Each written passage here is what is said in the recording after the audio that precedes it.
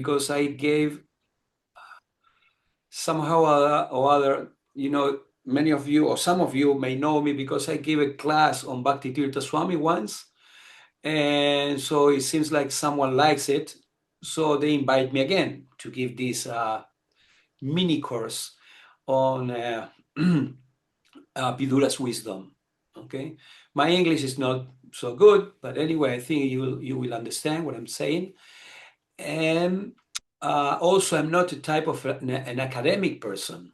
Okay, so I want you to know this because I'm more like a personal type of person. And I like to meet all of you maybe one day. Now I'm just seeing pictures and motions, and some videos. And I mean, but I would like to be personal always in my talks. Okay.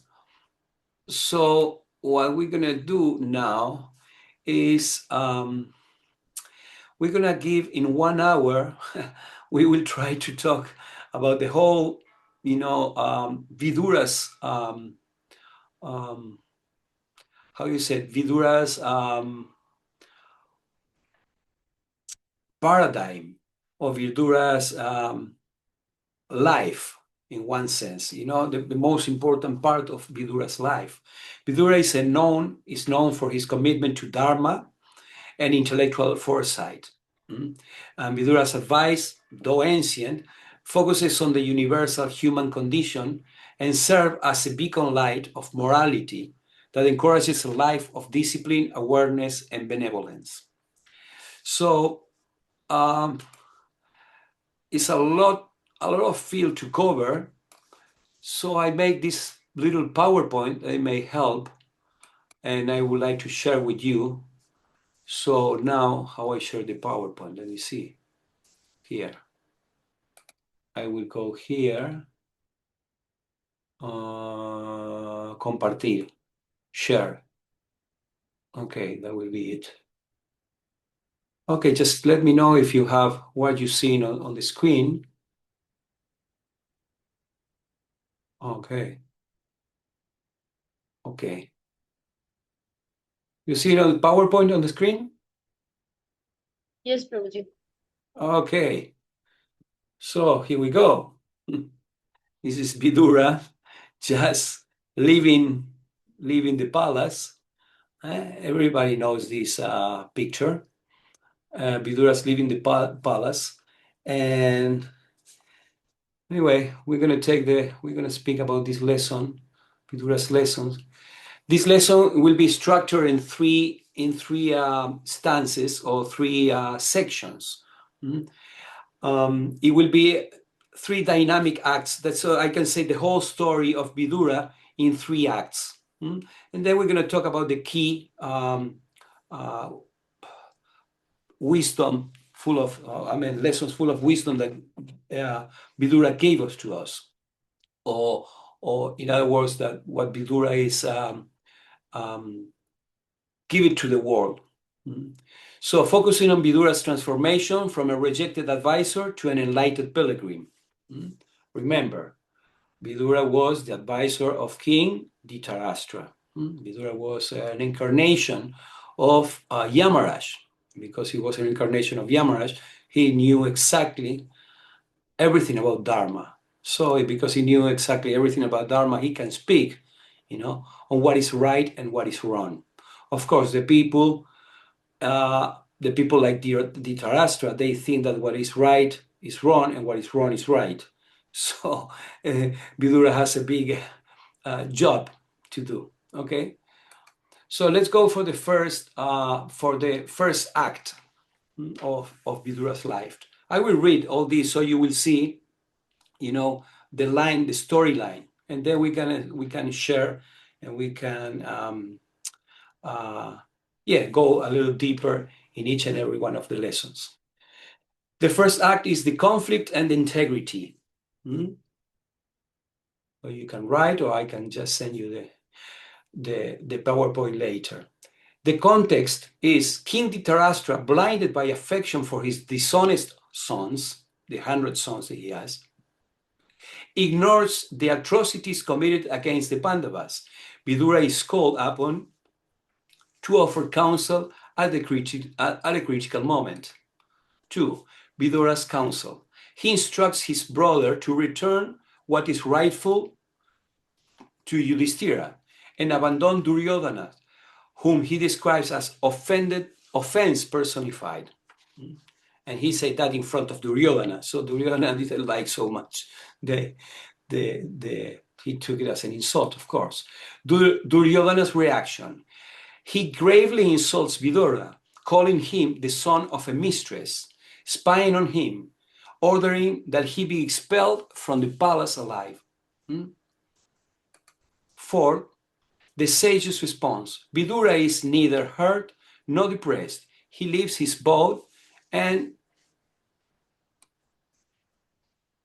he leaves his boat at the gate and departs, seeing in these events the will of the supreme energy, the Supreme Lord.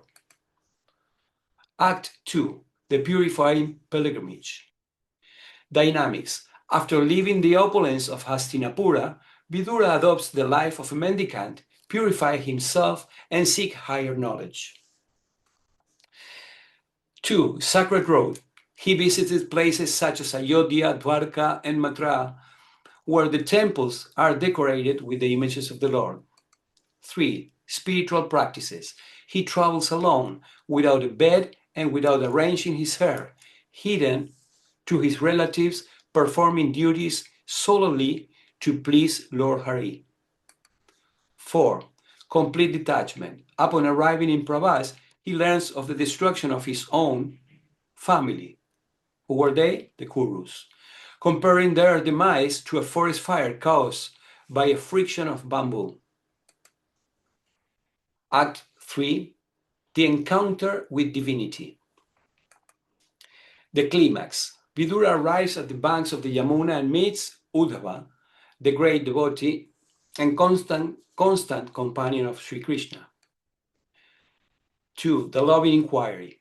Vidura inquires about the well-being of everyone, from the leaders of the Yadu dynasty, of the Yadus, to Queen Prita or Kunti, and the Pandava brothers. Recognition of grace. Despite having been expelled by his brother, Vidura declares that he is neither astonished nor saddened. Thanks to the Lord's grace, he understands his greatness and feels happy in every respect. Theological conclusion. Vidura reflects on why the Lord descends to the world to annihilate arrogance and perform transcendent activities that all can understand. You know, paritranaya sadhunam vinashaya chaduskritam dharma samstapanartaya sambhavam yuge yuge. The Lord descends, just to give pleasure to his devotees and to annihilate all these miscreants. So that's the conclusion. So Vidura realized this conclusion due to the association with Uddhava, a big and great saint. But before, he has to be completely detached of matter. Otherwise, you can never understand that. You understand thoroughly, where is your position as a spirit soul and an eternal servant of the Lord, when you start to see that you don't have any other attachments in this world. When you realize that this world is just a flickering moment. But we can talk about that more later. Anyway, so these are the 3 acts, and this is more or less the story of Vidura. So now the key points to learn from Vidura's life, making a syntaxis of all this, what we just have read, is integrity. Why? Viduras prefer to lose his home and position rather than compromise the truth. This is the first lesson that we can learn from Vidura. I mean, the the first lesson that we can see from the life of Vidura. Vidura prefers to lose his home and position rather than compromise the truth. Spiritual insight. What appears to be a misfortune for him, Duryodhana's insult, what appears to be a misfortune, this insult, is for Vidura an opportunity for a spiritual refuge. And then 3, dharma on family. True well-being is not material. It's not material comfort, but being situated in the service of the Lord.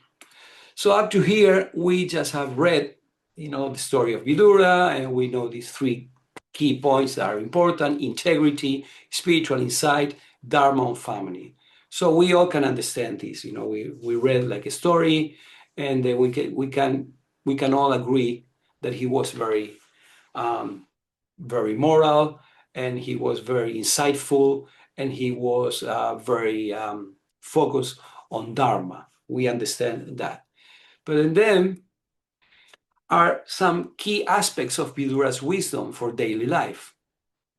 So because now we may say, okay, that's great. That was thousands of years ago, and that was in a palace, it was with a king, and Vidura was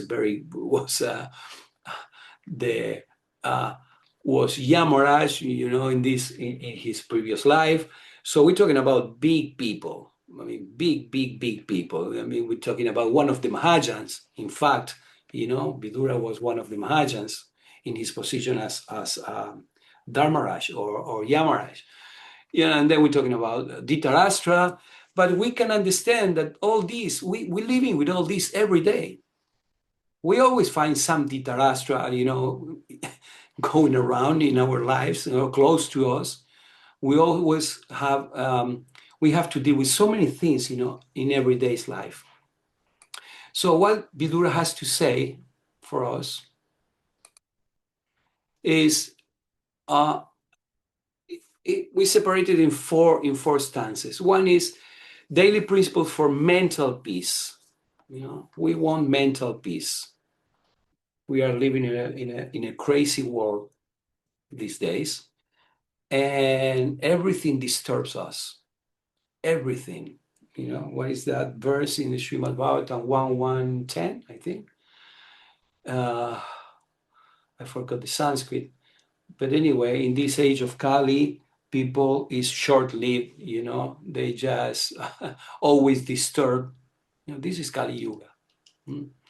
And they don't, short-lived, always disturbed, always with problems. Mental peace is very difficult to find. Very, very difficult to find. Even when you want to focus on something, there are so many things to focus on. It's very difficult to be chaste to something. One thing that you can take is that not many people knows that being chaste means being focused. Some people think, okay, chaste mean, you are chaste to your wife, you are chaste to your husband, well, you can be chaste to your Guru Maharaj. You can be chaste to a philosophy of life, to a paradigm. Chaste means being focused on something and don't looking around. Being focused, that's chastity. So it's very difficult to be chaste these days. It's very difficult because so many things to focus on. So in daily principle for mental peace, what we have? First, subdue the senses. Vidura compares the senses to wild horses. We see this in the Bhagavad Gita. Wild horses that must be controlled by a charioteer, the intellect, to avoid being dragged into ruinous, I don't know how you say that in English. Anyway, you can read it there and you know what it is. Into ruinous desires, anger and greed. So what produces anger? Anyone knows from the Bhagavad Gita? What produces anger? Who can say? Lust. Okay, lust. Lust means, what lust means? Lust means trying to enjoy separate from the Lord. every one of us who every time we trying to enjoy this world or being lorded over this material world, every one of us, we trying to enjoy separately from the Lord. Instead of having love, we having lust. As much quantity of lust we have, less quantity is proportionally at the less quantity of love we have. As much love we have, less lust. That's why Prabhupada says, transforming lust into love. So Vidura compares senses to wild horses. Of course, we have this external world, and we came here thinking that we are the Lord to enjoy all this, all that we see around us, and we trying to enjoy, and then we lust over, everything we see. Therefore, the senses become attracted to all these things that we're trying to enjoy, and then we lose the intelligence. But if we are really intelligent and we understand that we are not these bodies, that this matter is not for us to enjoy, actually is just to offer it to the Lord in every respect, at every time. Yad karoshi asnasi asudasiya yatapasya that Purusha, what Krishna said, everything you do, everything you eat, all the austerities you perform, do it as an offering to me.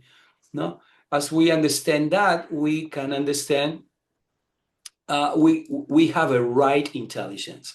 And then we say, okay, but what it means to be intelligent? Because nowadays we see so many intelligent people going around, so many, even in Instagram, in TikTok, now we have artificial intelligence now, so we can do so many things with artificial intelligence.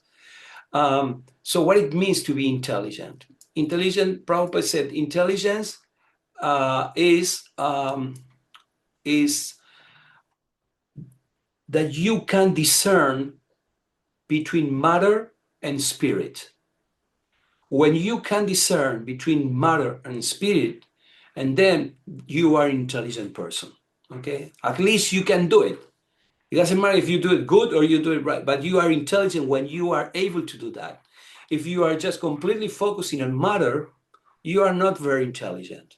And if you are completely focused on spirituality, but you live in a material world, either you are crazy or you are a Mahābhārata. Okay, so Prabhupada said that, So intelligence is very important, and intelligence is the charioteer. Intelligence is the one who control these wild horses, which are the senses. Okay, intelligence controls the mind, and the mind controls the senses. The senses always going to be asking things to enjoy, because we live through the senses. So it's completely common, it's completely normal that we want to enjoy, because the soul is an anandamaya vyasat, is pleasure seeker by nature. But now the soul is encaged or is trapped in a body with some senses. So if the soul is pleasure seeker, so it's completely natural that it will want to get pleasure through the material senses that the soul has. Okay, so but if we are intelligent, we can control the mind and say, this is not good, this is good for my spiritual growth, or this is not good because this will encage me or will trap me more and more and more into this perishable body, and I don't want to follow these senses. And if you are intelligent, you can discern between matter and spirit. So this is the first principle for mental peace. Become intelligent. Become intelligent means what? You follow the intelligent people. Mahajana yena gata sapanta. You follow the Mahajans. Okay, I'm trying to follow the Mahajans. That's what Mahajan does. But I'm trying, so we all can do the same thing. So yeah, subdue the senses. Second, practice contentment. Satisfaction with what one has is the key to happiness. Excessive desire leads to misery. It's very difficult to be satisfied nowadays. How we become satisfied? Okay, in material bodies, we may be in a male body, or we may be in a female body. One of the lessons that the female body needs to learn is satisfaction. So how a woman gets satisfied when she has, a man who can provide with sensitivity everything she needs for her development, material and spiritual development. That's the way a woman gets satisfied. How a man gets satisfied? A man gets satisfied when he attains goals. A man needs to attain goals constantly. A man attain a goal, create a field, a woman enter into a field, rearrange the field and beautify the field, and then the man can go inside the field and enjoy with her. So a woman becomes satisfied by being next to someone who is sensitive to her, and men become satisfied by having opportunities to attain goals. He's more active, okay? Opportunity to attain goals. So satisfaction with what one has, one may say, okay, fine, you just be a simple guy. Yeah, but nowadays it's very, very difficult to be simple in this age, in this modern age. So it's very difficult to become satisfied because so many allurements, so many things. I want this, I want that, I want this, I want that.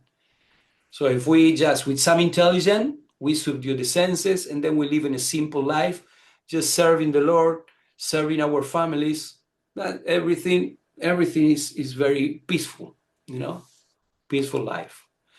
Third, detachment from material things. And then recognizing the impermanence of worldly pleasures helps overcome grief and find lasting peace. So detachment of material things is a little bit what we were talking in the first point that we made. Detachment from material things is we wanted to, there are two things. There is renunciation. Well, we will talk about this in the next, class that we're going to give on the 19th. You have renunciation, and then you have detachment. Okay? Vanaprasthas, for example, they are renunciates. They like to keep enjoying, but they say yes, but no. I cannot do this. I perform austerities to become, renounce of what I liked during what I've been like it during the all my life. Detachment means it doesn't matter. I can eat in a golden plate, I can eat from the floor. The important thing is just do whatever is needed. That's what sannyas and tyaga. Sannyas means I'm detached. It doesn't matter. It could be white or could be black. It doesn't matter. I can be eating from gold plate, or I could be eating from the floor. It doesn't matter to me. Renunciation is I like this, but I say no to that because imposed or something. I mean, in how you say that in English? In virtue of something higher, because I'm trying to attain something higher. So I renounce lower things. What's that? Parandrisva nivartante. A lower. I leave aside lower things for higher things. Lower taste for higher taste. That's renunciation. I like this, but I just prefer to go for higher taste. Detachment means it doesn't matter. It is the same for me. And the fourth one is control of the speech. Words can inflict deep wounds. Thoughtful, kind, and truthful speech is essential to maintaining good relationships and fostering a positive environment. So many of us, we don't realize that, or sometimes we don't realize that the impact that has our speech, not our speech, our looks, our, just being, that's why the humble people, the real humble people, they just walk around, just to be undetected. I don't know how you said it in English, but I think you understand, undetected. They just very humbly, they walk around saying, okay, I'm part of this world. I do my service. I don't have to just be a big nothing, Why? Because when you do your things in your daily life, you cause an impact on the environment. And that impact, it should be in goodness. That impact should be to foster, as it says here, fostering a positive environment. When people sees you, they have to see someone who is soothing, who is helping, who is of some use. Someone who is not just making their life difficult, because that causes a very bad impact to them, a very bad impact to the environment. That's why sattva guna, mode of goodness, is very soft and is very conscious. I don't know how you say that. Conscious. You have to be very conscious. You have to be very everything you do have to be meaningful, and with the idea of helping others. And your speech here, control of the speech, because we know the tongue, everything starts with the tongue, and then it goes to the belly. And that's why they said if you want to be a guru or a spiritual master, you should control the tongue. It's not that you should control the tongue because you have to eat less. Well, that's also there, but it's you should control the tongue. The tongue. You shouldn't speak Gramyakata or Prajalpa. All these things are nonsense things, because that brings an energy that it is not of any use to anyone. I know these are strict points, but these are the points that we have to follow just to at least have mental peace. Because, for example, if we speak too much, and then we are it's like crows. I said crows. It's like frogs are trying the snake. And Prabhupada used to say that, We speak a lot.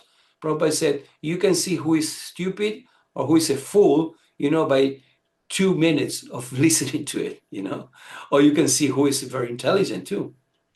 So we don't attract people. So we speak just the words that we need to speak.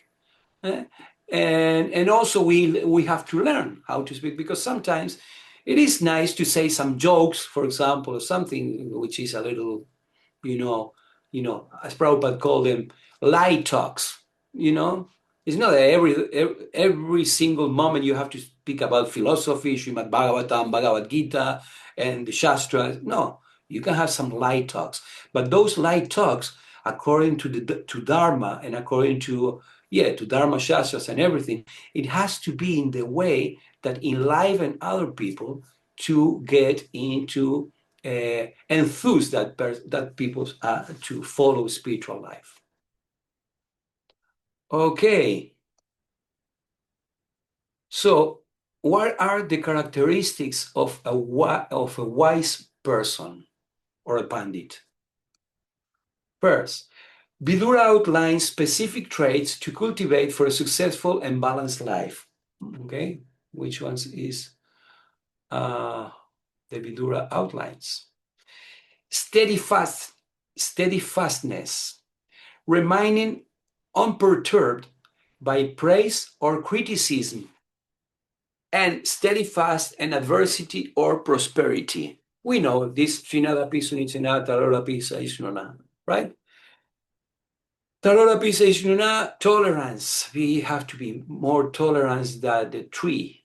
The trees are, they don't shout, they don't scream, they just there giving shadow, even though the lovers, they go with a little knife and just put John and Mary, they love forever and ever, or they just become a dog and come and make pee in a tree, or someone may cut a branch. So they said that the symbol of tolerance is a tree. Tolerance is very important. Why? Because wherever could come wrong, will come wrong in this material world. No?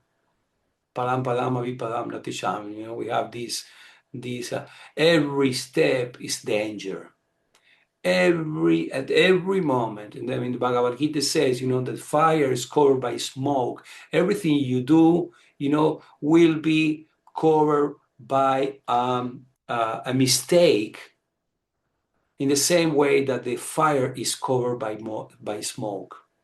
So if we are not tolerant, and then we are very proud, because we think that everything has to be perfect, because we think that we deserve perfection. Yes, the soul belongs to perfection, but the soul may not deserve perfection at this stage, at this point in his incarnation, because we decided to come to an imperfect world. This world is a world that we think that we can lord it over. Everything we see is like a little girl, let's say like your little daughter, 5, 6 years old. We wanted to cook. So here in Europe, and I don't know, maybe in India, no, of course in India not. Maybe she wants to go and say, "Hi, mommy, I wanted to cook. I want to learn how to cook." So the mother may buy a plastic kitchen, a plastic toy kitchen, and the little daughter may do some chapatis or do some tea, but everything is fake, So the mother goes and sits with the daughter and says, "Oh, this is a wonderful tea that we're taking here. Oh, great samosas you made, or nice chapatis, whatever." It's all fake. It's not true. The real thing is what the mother is doing. She's cooking the real chapatis, she's cooking the real samosas, the tea, and everything in the real kitchen. So what happened is that the people, the ones who are here engaged in this material world, we think that we have the real thing. But the real thing is in the spiritual world, in the spiritual realm. And because something goes wrong in the material world, we become very intolerant. Because we think that we can control everything. And why, if I did everything right, why this come out wrong? And things come out wrong because we have our karma from previous life. We don't know which one is our karma, but we have to be tolerant. Some people nowadays, I preach a lot to the community of New Age people and yogis and all, yeah. And they just go around saying, "I deserve it. I deserve it." We don't know what you deserve. If you knew what you deserve, probably you won't be, so happy, because we don't know what we have done in previous lives. So when something happened to us, we have to be tolerant. You have to be tolerant.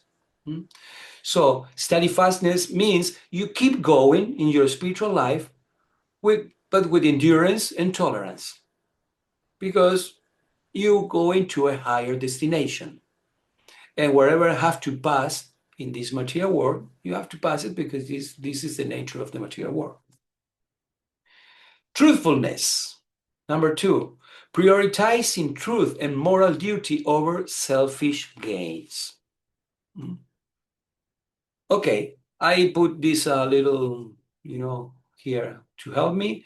Veda Dharma is the only truth in Kali Yuga. Some people may ask, many people ask, you say, well, we know that the one leg of the bull, of Kali Yuga, of Dharma, is truthfulness. But I don't see truthfulness nowhere around here. Every country is lying to their citizens. Citizens are lying to each other. Religious leaders are lying to their subjects or the practitioners. Everybody's lying. Everybody's lying here. You go into TikTok, it's lying. You go into artificial intelligence, it's lying. You go into Instagram, it's lying. You go into Facebook, it's lying. Everybody's lying. So what is the real truth in this material world? I don't see any truth around here. So what? The Vedas are wrong? Prabhupada was mistaken? Or what? If Prabhupada said that this the only, in the Vedas, and Śrīmad Bhāgavatam explains that the only leg still, just with some strength, is still a little untouched for in one sense. Is there, and is the leg of truthfulness. Why is there? Because the only leg which is true, this real true, is dharma. Dharma. And that you will find them in the Vedas. Dharma is the only leg that is real truth in Kali Yuga. The rest is gone. Mercy is gone. Cleanliness is gone. What's that? Austerity is gone. A little truth. But if you don't get to that truth, if you don't access to that truth, which is Dharma, which is Veda, which is Śrīmad Bhāgavatam, Bhagavad Gita, Chaitanya Charitamrita, the acharyas, the great acharyas who are giving us all this. Nothing else. You may find also that, as we say when we said every morning, the offenses to the holy names, and we said to blaspheme the Vedic literatures or literature in pursuit of the Vedic version. Okay, so you can find Dharma in many other cultures, a little bit. So you find what is true in every other culture, and then you use it. But first you need to know what is Dharma. First you need to know, in our case, what Prabhupada's books. We have to understand Prabhupada's books so we can compare what is right and what is wrong from a spiritual perspective. Remember, 85, I don't know if it's 85 or 75, I always mistaken, but 75 to 85% of the Vedas are materialistic, and only 15% are transcendental. So we can grab the whole 100% of the Vedas, and then we can excel in material life, and we can excel into transcendence and spirituality. 3, thoughtful action, thinking thoroughly before undertaking any action. So every time we're going to do something, we should be thinking, will the action be somehow Krishna conscious or not? Because we do so many things during the day. But we have to live in such a way that whatever we do, it has to be, as we said before, it has to be of some spiritual acceleration for ourselves and for others. So thoughtful actions is always thinking in how to serve Krishna and Krishna's devotees. Always. We have many things to do during the day. We have many of us, or most of us, or every one of us, we have works outside. We have to go out and work outside. Many times we have to work with people who are non-devotees. We have to deal with, with taxes. We have to deal with money. We have to deal with so many things that many times it's very difficult to see this as coming from Krishna. Sometimes we have to deal with people who just shout to us in the middle of the street. So how these people are coming, have something to do with Krishna? How I can help them to accelerate in their spiritual life? Maybe sometimes, in order to help them, is move away from their path. Sometimes it may be like that. And that will take me to the next one, which is learning and adaptability. A wise person constantly learns, seeking enlightenment from experience. Listen to this. This is very interesting. I just thought about it yesterday. We have to be really open. What it means to be open. Listen to this phrase that I just put here. We don't perceive the world. We perceive Krishna through the world. You can see this in, for example, in nimitta. You know, one of the 64 qualities of 64 qualities. 64 arts. One is nimitta, the art of omens and what's going on in the universe. You know, what's going on in the universe is the way that Krishna talked to us. Krishna may talk to us when we chant in the Mahamantra. Krishna may talk to us through a book, a wonderful book, Prabhupada's books or whatever other book. Krishna talked to us by some situation that happened in the world.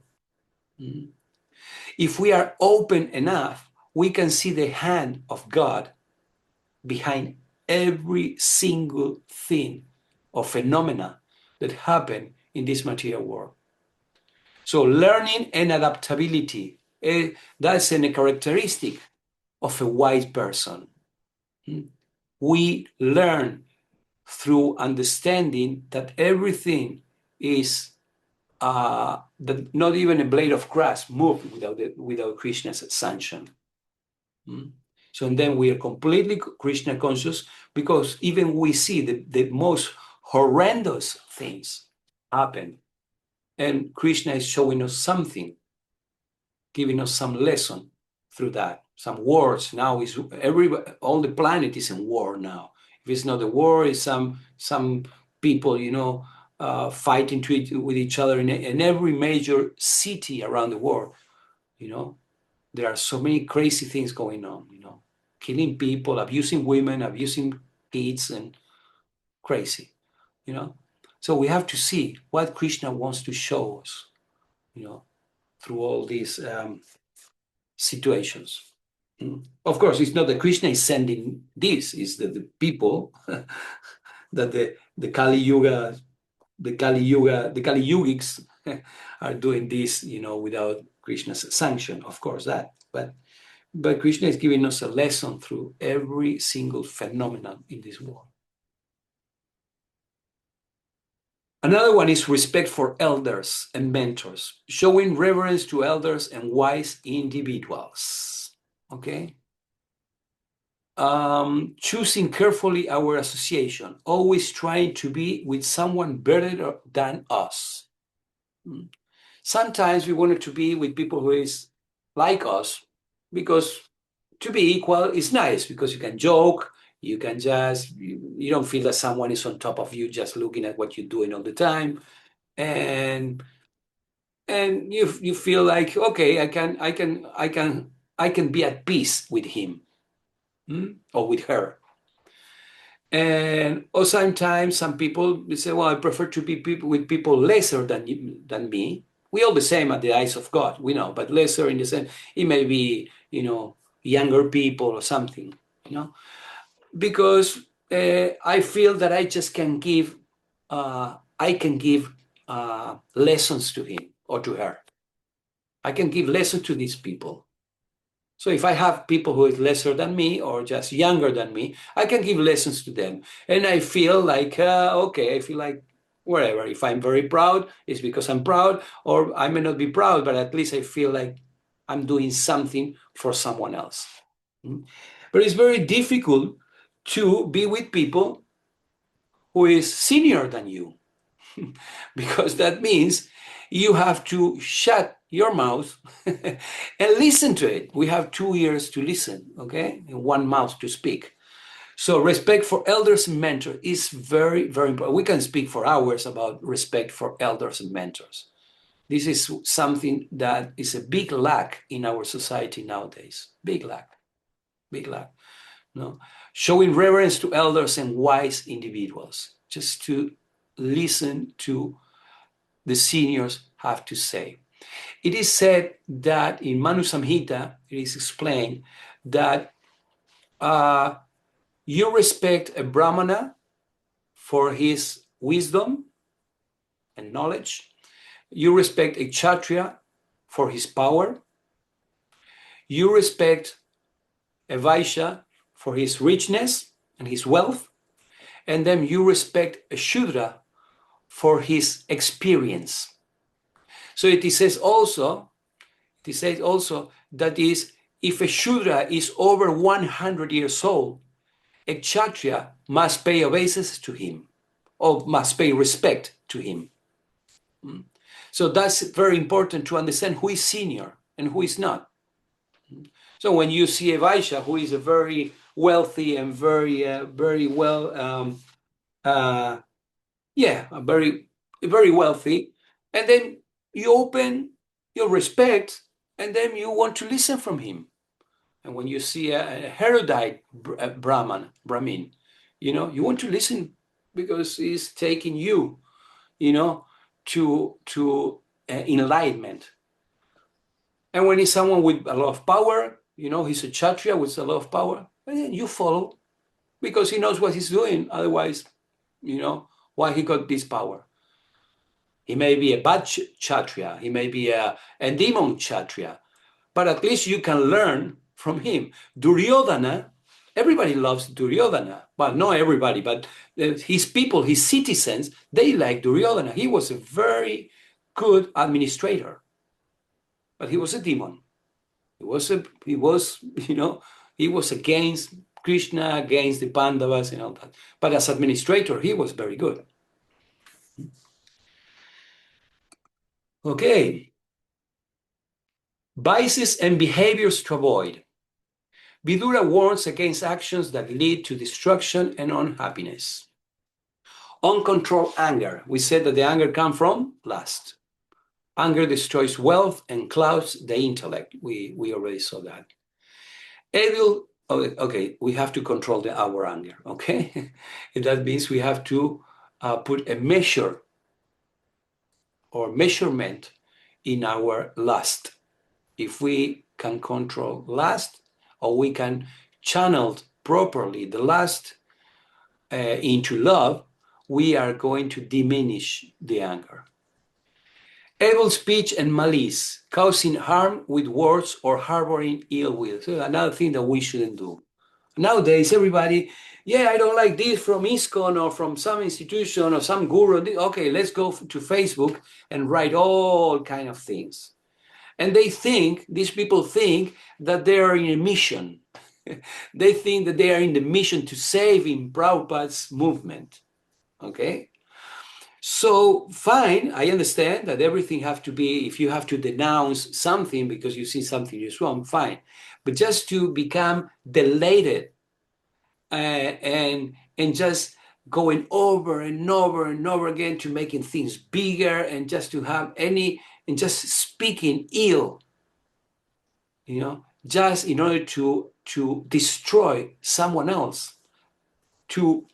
Usually it's people that you don't know, but you think you know because they did 1, 2, or 3 things wrong, and immediately you just blast them.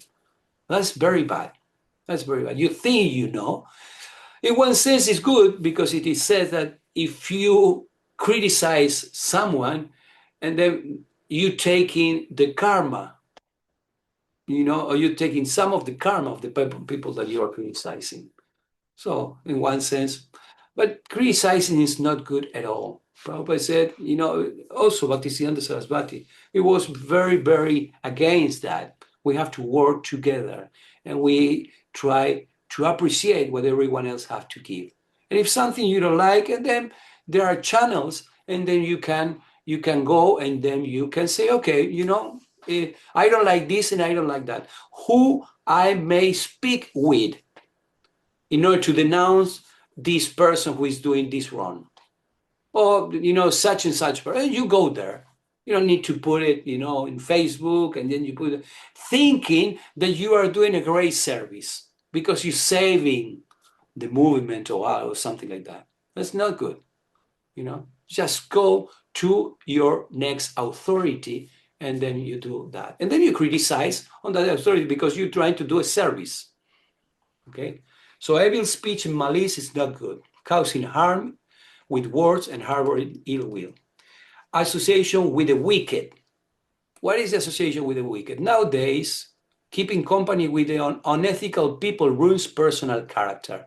Nowadays, you may say, okay, I don't want to be close to this one or close to that one with my body. I don't want to go, my body cannot go there. And then you go, you stay in your house, and then you associate with the bodies, but and then you associate what? With internet. Yeah. This is a big problem. And then you associate with wicked people through internet. You may not talk to them, but you're seeing and watching things that are not good for your spiritual development, and that's bad association. You listen to any stupidity going on, in the world, and that association is contaminating and making your life you become toxic because you taking association from these people. In the same way that you're taking a wonderful association from Prabhupada's books or different acharyas or saints, Vaishnavas, you can take association from them, very nice, and then you can take very bad association from wicked people, especially on these graphic, situations like internet, books, magazine, etc. Gambling and unethical wealth. Pursuing success through unjust means, such as gambling, leads to downfall. Okay, this is one thing. Whoa, I don't have much time. Anyway, this is one thing. When Prabhupada said, okay, no eating fish, eating meat, fish, or eggs, well, the 4 regulative principles. When Prabhupada said no gambling, it's not only that you shouldn't go and play the lottery or something like that, you should play dice or something like that. What is the principle behind that? The principle is you are forbidden to put little in the universe and ask for much. Okay? You cannot go and put 2 paisa and ask for 2 lakhs. Because you are doing, that's wrong, doing a wrong thing. You asking to the universe more than you putting in. So in the universe is what you do, you get back. That's it. You don't have the right to ask for more. Arrogance and extreme ego. Pride is a precursor to destruction. Okay, we understand. Arrogance, pride is not very good because we think that no one can tell us what to do. And if we think like that, we don't learn. And if we don't learn, we don't advance. And if we don't advance, we stuck here in this material world over and over again, birth after birth.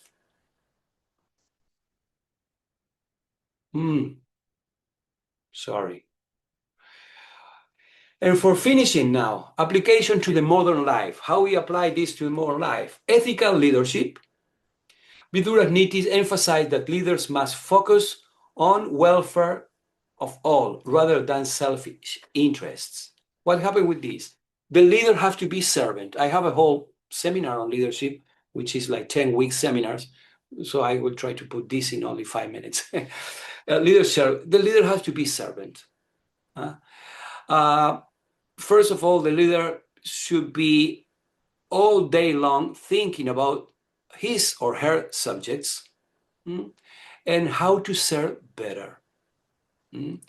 Because leader means I will show you the way. And the way, what is the way? The way is the way of a servant.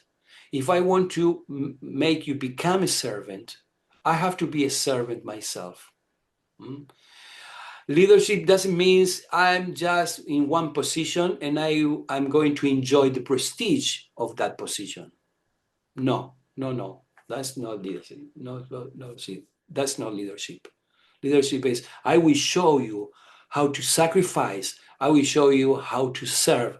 I will show you how to treat others. I will show you those. That's why these 12 Mahajans are there because they are examples of how to be leaders. So, Mahajana Yena, Gatasapanta, you follow the Mahajans, and then you will learn what it means to be a leader. Sorry, we don't have much time. Conflict resolution. Okay, I have another seminar on this. Resolving disputes amicably. Oh, never heard that word.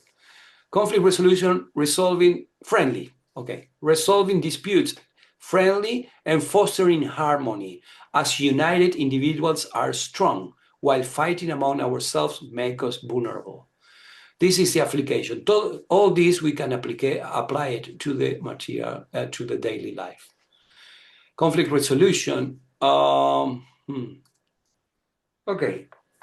Resolving disputes friendly and fostering harmony. Okay. Always just give the benefit of the doubt. Always give the benefit of the doubt, because we all sick. We all in this hospital, and then we all have our things. So try to be in the mood of service to the people who are you fighting with or you having an issue with. Yeah? Try to be of some service. One day I can explain you how you can use the masculine and feminine energy to deal with all this conflict resolution. Third, through wealth versus material possession, focusing on building relationships and character rather than merely accumulating money. The wealth versus material possession. Okay, I like this. We have changed communities for commodities. This is the one of the biggest disease of this age. When we make stronger communities, richer communities, stronger communities, powerful communities, we don't need so many commodities.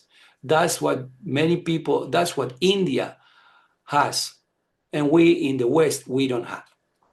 In India, I mean, of course, in India, you also have so many crazy and stupid things that because they're trying to imitate the West. But communities, family, extended families, those things are important. Commodities are not very important. You can sleep anywhere. You can just eat anything. No problem. It's not a big deal. But try to meditate and reflect on that. And I will leave you with all this. Communities are more important than commodities. Leaders have to be a servant. And conflict resolution is give the benefit of the doubt. These are the application to modern life of what Vidura's brought us through the Śrīmad Bhāgavatam. Sorry, I'm not a very big scholar and all that, but I think this is what I can do or I can give for now. So if you have any questions, I don't know if we have time for that or not, but I think I end here.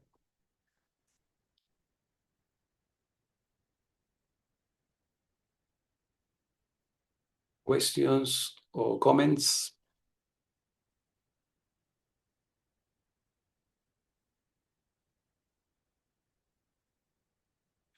I'm sorry, my connection isn't great. A ver. Let me see. Chat. I'm sorry, my connection isn't great. I'm going to try to restart. My apologies. This is really great class, and thank you.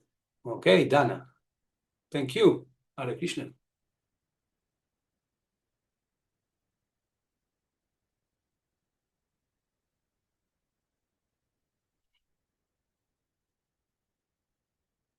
Okay, Manjari Vidyavati. Thank you.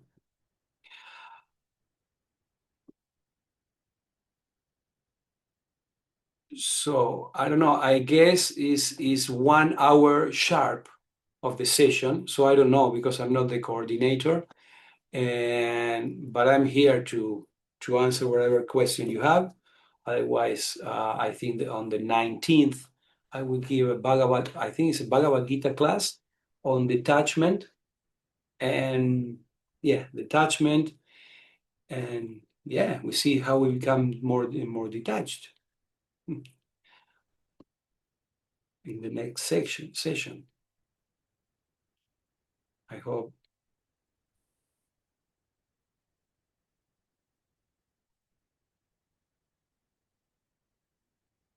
Thank you very much for being here. Thank you for all of you. And if the coordinator is not here, because I think I don't know if she was the one who wrote first. Dana, no. If the coordinator is not here,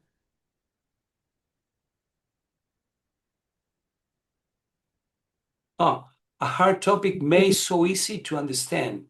How can we correlate teachings of Vidura with that of Bibhishan? Woof. 1 minute before we finish, you asked me that question. Okay.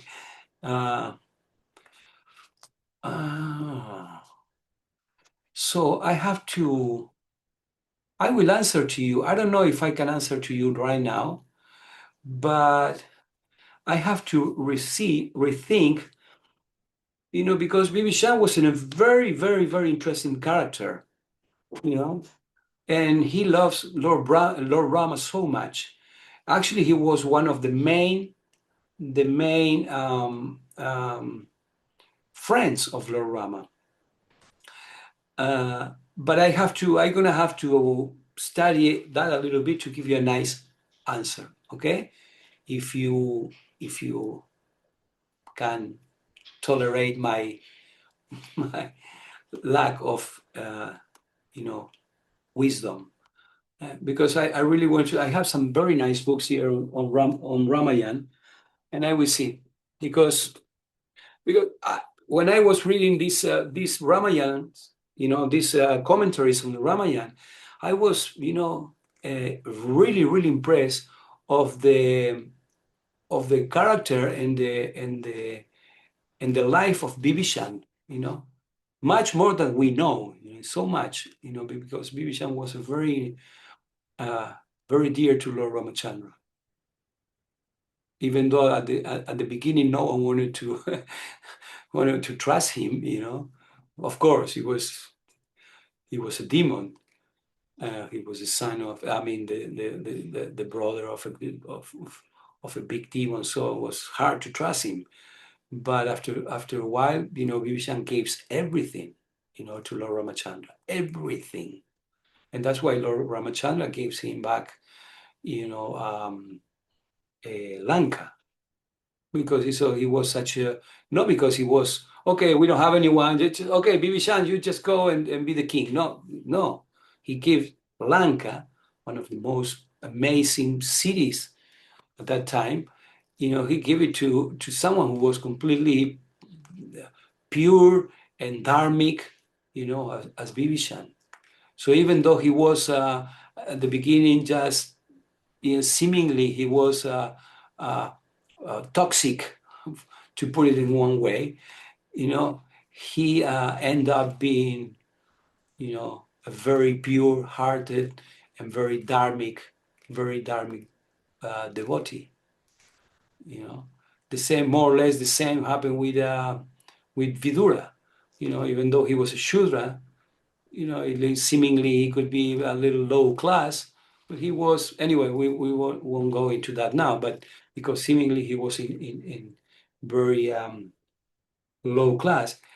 Once you become in contact to the wisdom, the real wisdom that you are not this body, your life is not for enjoyment, your life is for giving pleasure to the Lord, and then you can you can parallel those lives.